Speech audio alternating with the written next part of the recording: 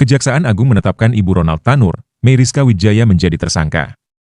Meyriska dianggap bersekongkol dengan pengacara untuk menyuap Hakim Pengadilan Negeri Surabaya, agar anaknya divonis bebas dalam kasus penyiksaan kekasihnya Dini Sera Afriyanti hingga tewas.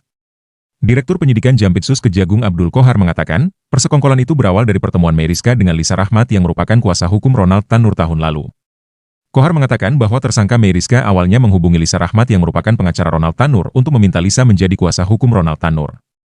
Meyriska memiliki hubungan yang dekat dengan Lisa sejak lama karena anak Lisa dan Ronald Tanur sempat satu sekolah, kata Abdul Qohar di Kejagung Jakarta Senin, 4 November 2024.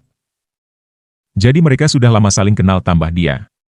Cerita berawal pada 5 Oktober 2023, ketika Lisa bertemu di salah satu kafe di Surabaya dengan Meyriska untuk membicarakan masalah Ronald Tanur terkait tewasnya Dini. Pertemuan berlanjut pada tanggal 6 Oktober 2023 di kantor Lisa di Surabaya.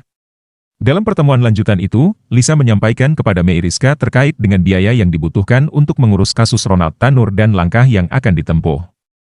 Lalu Lisa meminta kepada Zarof Richard, mantan pejabat Mahkamah Agung, agar dikenalkan dengan majelis hakim yang menyidangkan perkara Ronald Tanur.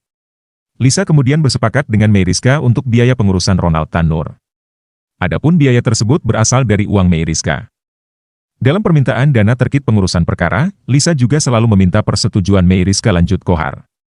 Qohar menjelaskan, Lisa meyakinkan Meyriska untuk menyiapkan uang guna mengurus perkara Ronald Tanur agar dibebaskan oleh Majelis Hakim Pengadilan Negeri Surabaya. Awalnya, istri mantan anggota DPR Edward Tanur itu memberikan uang sebesar 1,5 miliar rupiah.